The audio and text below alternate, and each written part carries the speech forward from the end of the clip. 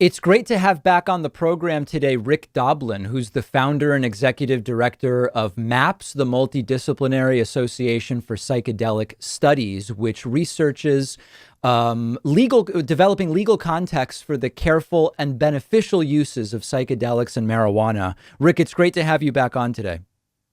Yes, it's my pleasure. I look forward to our discussion. So I want to eventually get to what some of the advancements and developments have been since you and I last spoke a couple of years ago.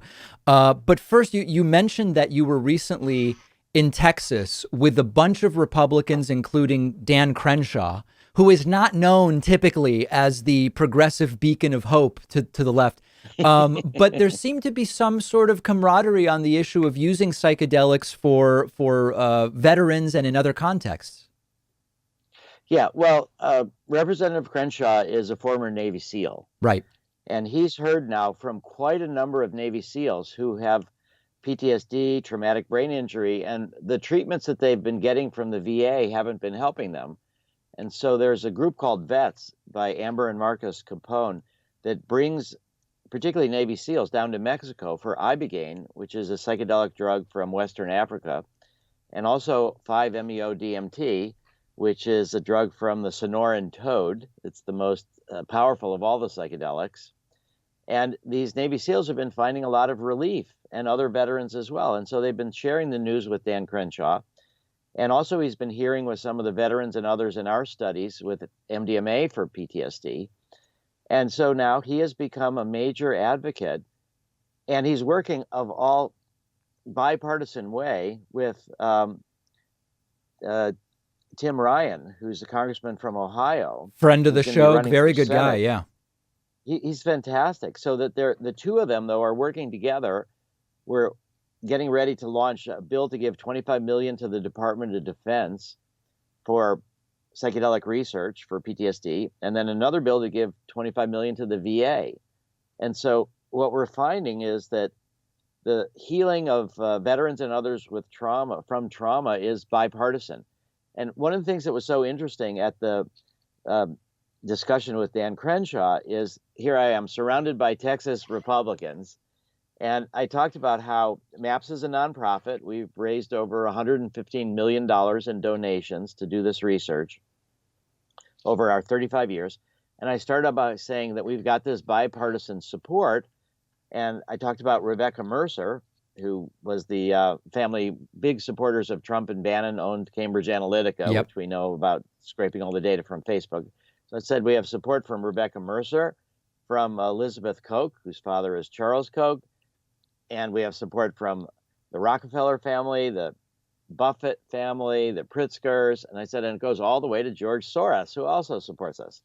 And there was kind of this sort of initial kind of joke or groan that Dan Crenshaw made about George Soros. But in the end, it was like we're all in it together. That was the dominant message. There was one thing that was really surprising to me too, which was afterwards there was a woman who's a therapist, used to be a therapist at the Houston VA, and she does what's called EMDR, which is an approach towards helping people with PTSD. And she talked about her husband was a veteran, and she's helped him with PTSD. She's very interested in our research. And then she said she's actually running for Congress. I said, that's really good. And then she said, yeah, and I'm running against a Republican. I said, all right. So we talked. It was like we exchanged cards. It was very interesting. And then I get home to write her a little email, and I discovered that she's running as a Republican against a Republican who's not sufficiently right-wing. She's running to the right of the currently existing Republican. But she likes what you're doing. Yet, she likes what we're doing because she likes healing veterans. So Yeah. we've been somehow or other able to take psychedelics and healing of trauma and move it out of this partisan struggle. And it seems like it's going pretty well in that way. Yeah, it's an incredible thing. And I mean, I would be curious to hear, since we last talked, there were so many things you were researching. There were so many things that you were studying. What are the sort of tangible advancements that have been made in this field of using psychedelics and as well as sometimes cannabis for a lot of different situations, well-being, et cetera? What advancements have we made in the last couple of years? Well, in May, we published, we meaning MAPS, the we published the results from our first phase 3 study of MDMA-assisted psychotherapy for PTSD. Mm-hmm. You have to do 2 phase 3 studies to get a drug approved by FDA, and they have to prove safety and efficacy. And the first study was published in Nature Medicine, which is one of the most highest impact scientific journals in the world. And we had outstanding results, better than we even had hoped. And so what we showed, it was highly significant results, statistically significant, large effect size, excellent safety record.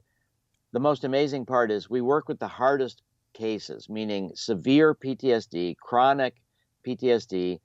Unlike many PTSD studies, we enroll people who've previously attempted suicide. And what we showed is that 2 months after the last experimental session, 2/3 of these people no longer had PTSD. It's just astounding. The control group was 32%. That's the group that got therapy without MDMA. So 32, almost 1/3 no longer had PTSD from our therapy. But when you add MDMA to the therapy, it's 67% no longer have PTSD. And of the 1/3 that still has PTSD, most of them had what's called clinically significant reductions of PTSD symptoms. So we are the only group there that's in phase 3 with psychedelics. There's now about 100 plus psychedelic companies, for-profit companies, a few nonprofits, and they're either in earlier stages of the research or they're trying to develop new molecules that they can patent, new psychedelics, but we're the only ones in phase 3. So that's the main development. There's also groups that have been working with psilocybin, and they're doing well in phase 2, and it's psilocybin for depression, psilocybin for nicotine addiction, psilocybin for alcoholism, psilocybin for obsessive compulsive disorder. We've also completed studies with with MDMA for social anxiety, for people anxious about life-threatening illnesses. There was an incredible study done by others that we helped with, David Nutt and Ben Sessa in England, MDMA for alcohol use disorder.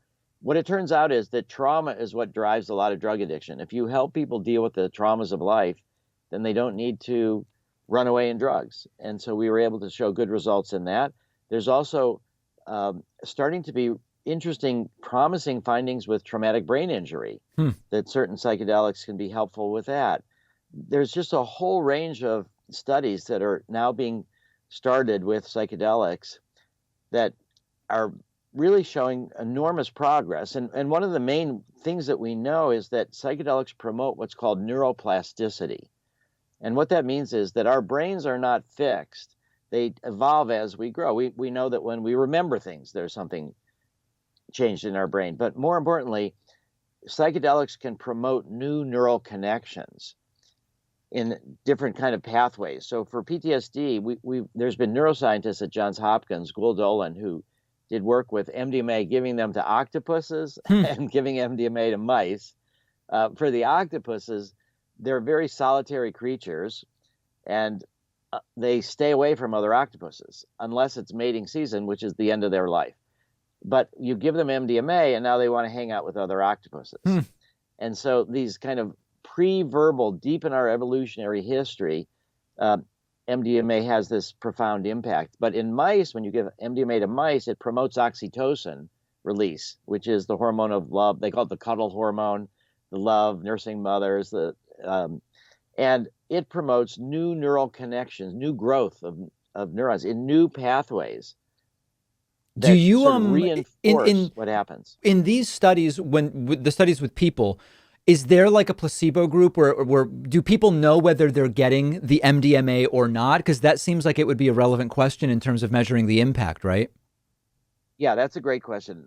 My dissertation at the Kennedy School of Government, where I got my master's and PhD, was on the regulation of the medical use of psychedelics. And one of the main things I looked at was how do you do a double-blind study with a drug like a psychedelic that's pretty obvious if you've taken it. It's not like you're taking different pills and you don't notice automatically what they do. These are very powerful drugs that change your consciousness, and you usually can tell if that's happened. Sure. So a lot of my dissertation was about how to solve this problem, and I thought I had the solution.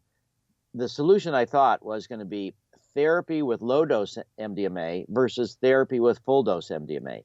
And the challenge was to find the dose of MDMA that was high enough that enough people would notice it and would not be certain was it the low dose or the high dose, but that it wasn't so high that you started getting all the therapeutic potentials of MDMA. Mm. And this is what we explored in phase 2.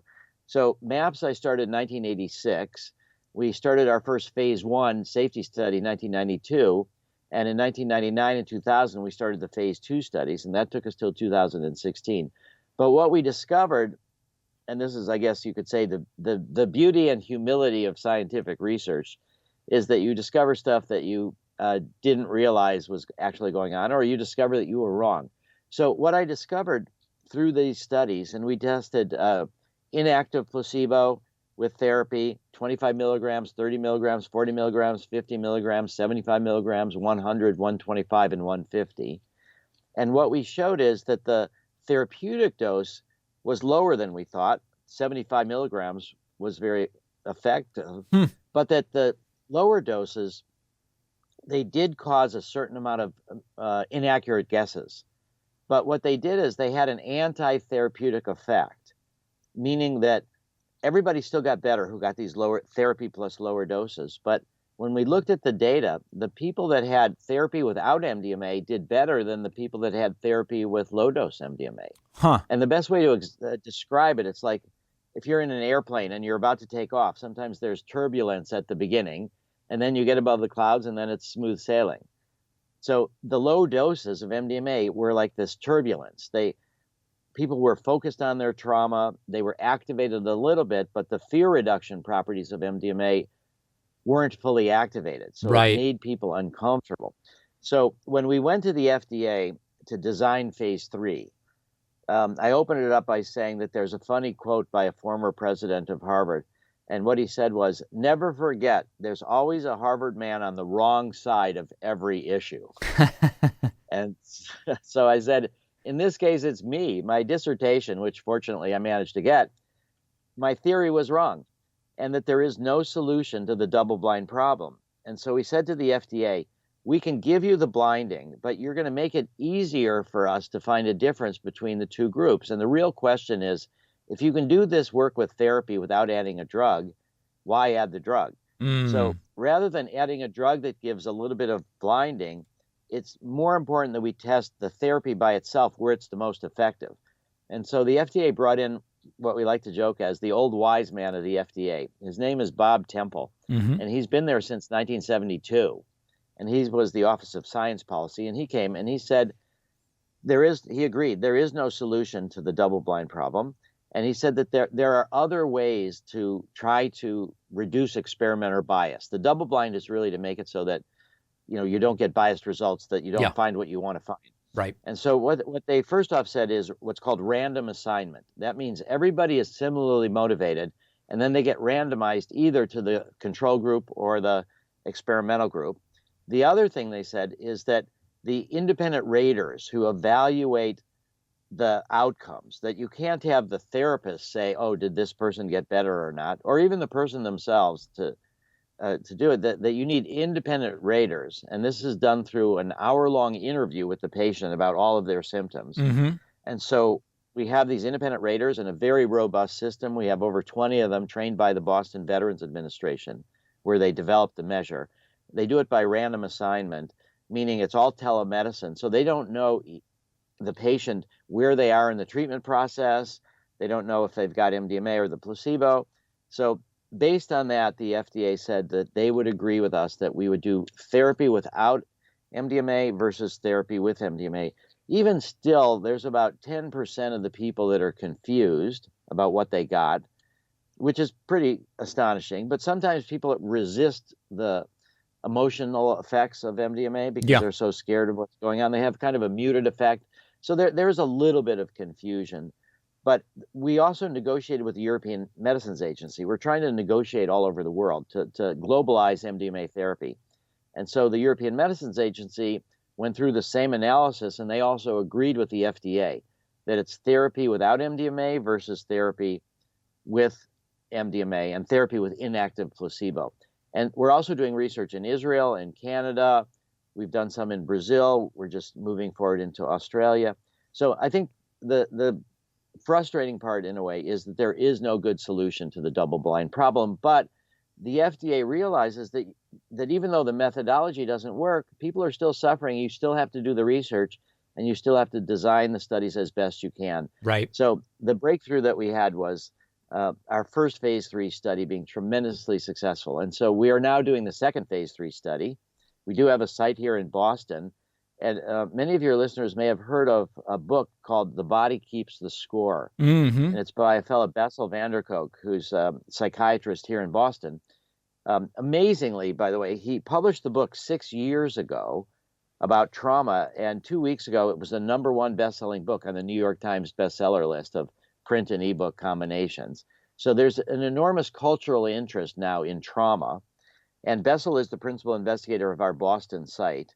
And he thinks that MDMA is the most effective thing he's seen for PTSD in his entire career. Yep. So no, we it's are very much excited.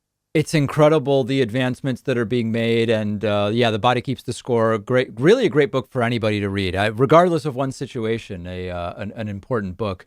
Rick, always so glad to hear about the things that are going on. Can I say one last thing? Please.